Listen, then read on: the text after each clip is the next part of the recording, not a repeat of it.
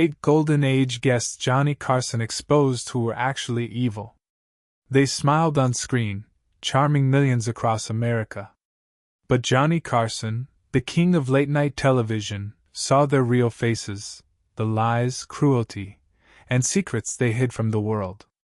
Behind the velvet curtains of Hollywood's golden age were stars who shine bright but burn everyone around them. Tonight, we reveal the truth Johnny Carson hinted at. 8 guests he knew were far darker than they appeared. Number 1. Jerry Lewis, the comedic tyrant. Jerry Lewis, the man who could make America laugh until it cried. On stage, he was chaos, energy, brilliance. But behind the laughter was a darkness few dared to see. By the late 1950s, Lewis wasn't just a comedian, he was Hollywood's golden child. The studios worshipped him, and audiences adored his silly, childlike humor. But to those who worked under him, it was a nightmare. Crew members described him as a genius who thought he was God. During one Tonight Show rehearsal, Lewis exploded because his reflection in the monitor didn't look youthful enough. He threw a prop chair across the studio, stormed off, and demanded Carson fire 2 stagehands before he'd return. Carson refused, and that was the last time Jerry appeared live. Afterward, Carson called him the angriest funny man I've ever met. Off camera, Lewis's cruelty didn't stop at staff. He'd humiliate fans, mock women on set, and scream at anyone who questioned him. A former publicist revealed that he kept recordings of people begging for his forgiveness, which he'd play back just to laugh at. Despite his temper, the media protected him. Jerry Lewis raised millions for charity, and that bought silence. Even Carson, known for his wit and sharp tongue, avoided mentioning him for years. Decades later, when unreleased interviews surfaced, they showed a bitter man, mocking women in film, calling younger comedians losers, and referring to himself as the last real star. Johnny Carson's private notes, found years after his death, contained a chilling line. Jerry was brilliant, but he could destroy people faster than he could tell a joke. And maybe that's why Hollywood forgave him for everything, because the laughter he gave on screen was the only thing keeping his demons quiet. Number 2. Joan Crawford, the Queen of Cruelty. She was Hollywood royalty, flawless, poised, and untouchable. But when Johnny Carson interviewed Joan Crawford in 1966, even he felt uneasy. There's something chilling about her eyes, he said later to his writers. And he wasn't wrong. Crawford's rise was built on perfection, a perfection she demanded not just of herself but of everyone around her. On set, she ruled with terror. Makeup artists whispered that she would slap assistants who smudged her lipstick. She carried her own lighting equipment, convinced no one else could capture her true glow. When she walked into Carson's studio, she ordered the crew to adjust the temperature, demanded white flowers in her dressing room, and refused to speak to female assistants. During her interview, she smiled, told charming stories about her wonderful children, and sipped champagne. But as soon as cameras cut, she turned sharp, cold, and cruel. Carson later recalled, "She looked at me like I was one of her servants. I realized she wasn't acting, she was always performing." Years later, the world learned the horrifying truth. Her daughter Christina's memoir Mommy Dearest exposed years of abuse, beatings, starvation, emotional torture. Crawford would force her children to scrub floors at midnight, punish them for smiling the wrong way, and even cut their hair in anger.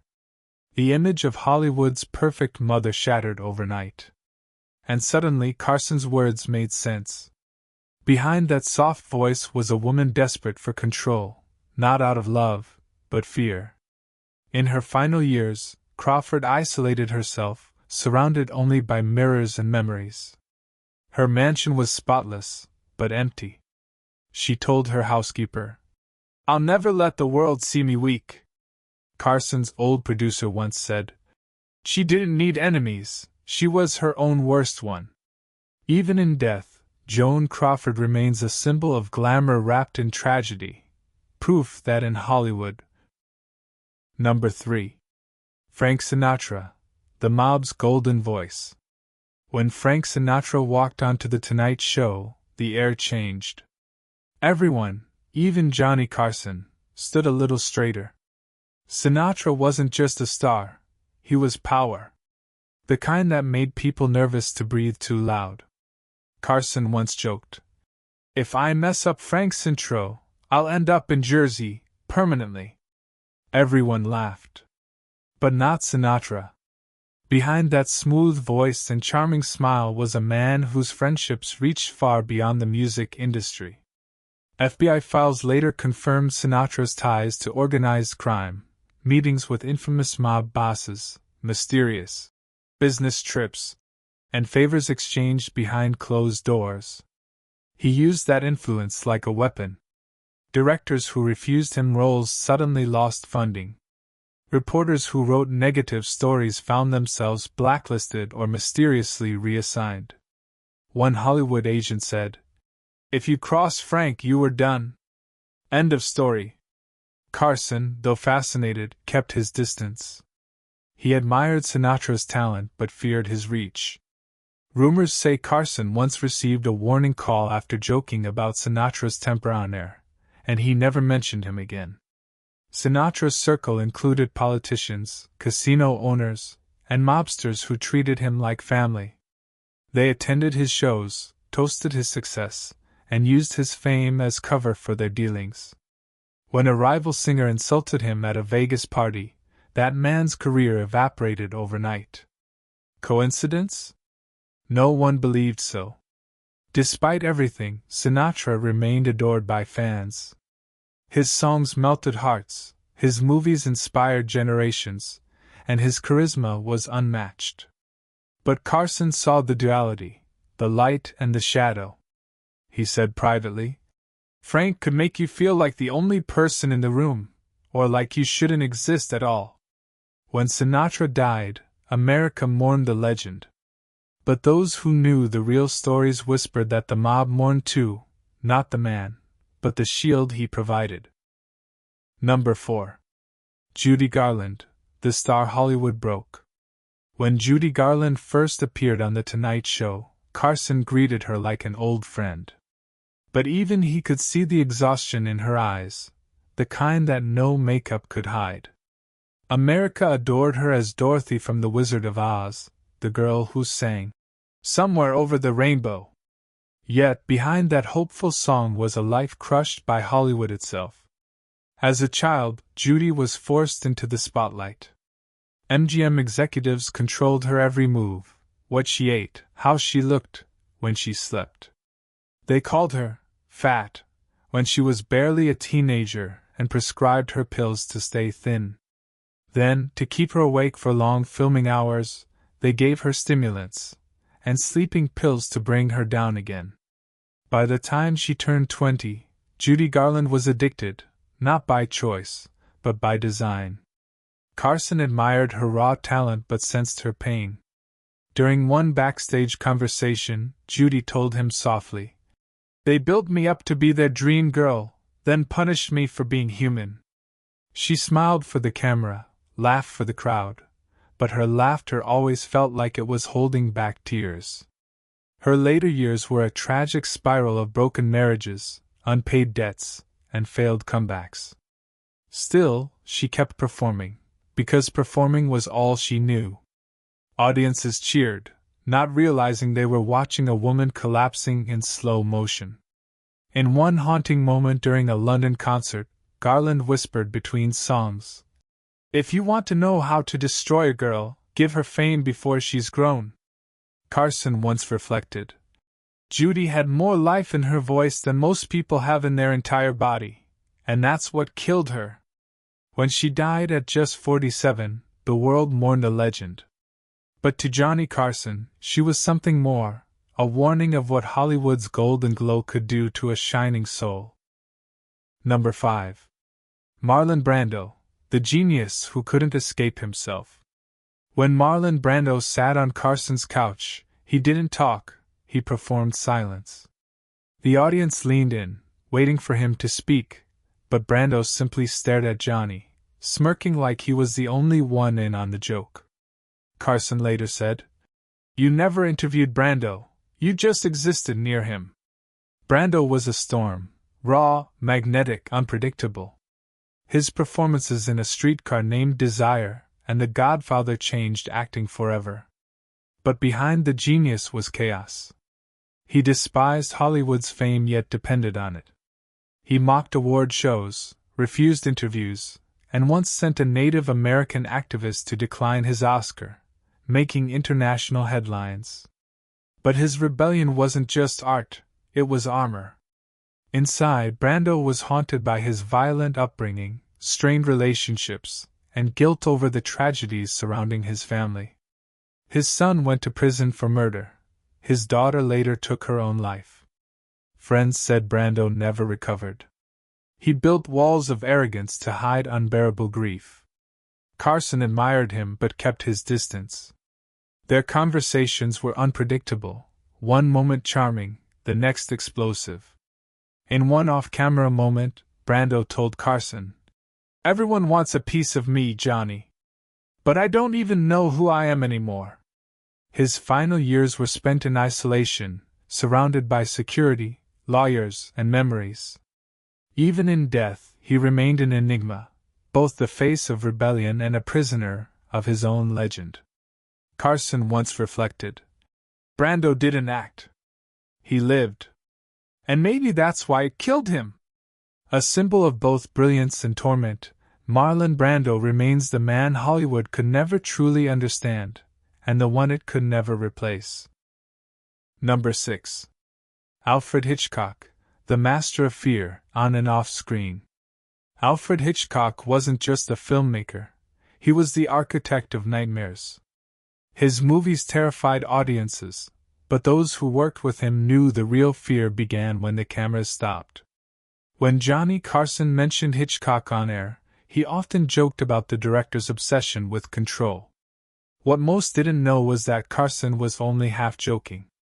Hitchcock controlled everything, his films, his actors, even their lives. During the making of The Birds and Psycho, Hitchcock's behavior became notorious. Actress Tippi Hedren later revealed that he tormented her, sending real birds to attack her on set, locking her in rooms, and even stalking her off-screen. Crew members stayed silent. No one dared to challenge the master. Carson once said, "He could make fear look beautiful, but he made people live it too." Hitchcock saw actors not as humans, but as tools. He rehearsed scenes hundreds of times until they broke down, then captured their exhaustion as art. His obsession with blonde actresses, his manipulative games, and his cruel wit became infamous across Hollywood. Yet, he remained untouchable. His films won awards, broke records, and redefined cinema. To the public, he was a genius. To those who knew him, he was a man haunted by his own need for control, terrified of losing power, love, or respect. When he appeared on The Tonight Show, Carson was cautious. He asked about Hitchcock's love of suspense, to which the director replied coldly, "There's nothing more suspenseful than watching people pretend they aren't afraid." After the show, Carson admitted to his crew, "He scared me, and I don't scare easily." In the end, Hitchcock's legacy was both glorious and grim, the man who made fear immortal, even if it consumed him too. Number 7. Lucille Ball, the queen of laughter with a secret agenda. For decades, America adored Lucille Ball, the red-haired comedian who made millions laugh through I Love Lucy. But behind the laughter was a woman fighting for absolute control. Few people knew she had connections to powerful Hollywood executives, and even had her name appear on a Communist Party list during the height of McCarthyism. Lucille always denied involvement, claiming it was a misunderstanding, but insiders whispered that her charm wasn't just comedy, it was strategy. She built Desilu Productions with Desi Arnaz, quietly shaping television's future, producing shows like Star Trek and Mission Impossible. But her climb came at a cost. She was ruthless about protecting her image, firing longtime staff, crushing rival actresses, and keeping her husband's infidelities hidden until it destroyed them both. Those who worked close to her described her as brilliant, but terrifying when the cameras stopped rolling. Even Johnny Carson once admitted, "Lucille was the funniest woman I ever met, and the coldest off camera." When she died in 1989, tributes poured in, but many in Hollywood remembered the other Lucille, powerful, strategic, and dangerous when crossed. Number 8. Errol Flynn, the handsome devil Hollywood tried to forget. Errol Flynn was the very definition of Hollywood charm, the man every guy wanted to be and every woman wanted to meet. His legendary roles in Captain Blood and The Adventures of Robin Hood made him an icon of the Golden Age. But what people didn't know was how deep his darkness ran. Flynn lived life as if rules didn't exist. His wild parties became the stuff of legend, secret gatherings filled with alcohol, scandal, and powerful guests. In the 1940s, 2 underage girls accused him of assault, and though he was acquitted, the trial exposed the twisted underworld of Hollywood's elite. Flynn's charm became a weapon. His fame protected him, even as more disturbing rumors followed. He fled to the Caribbean, claiming he was escaping Hollywood hypocrisy, but really, he was running from his own reflection. Johnny Carson once joked, "Errol Flynn never played Robin Hood. He was Robin Hood, stealing from decency to feed his own chaos." By the time he died at just 50, his health was destroyed, his reputation in ruins. Hollywood buried his sins under nostalgia, but the truth about Errol Flynn remains as dark as the man himself.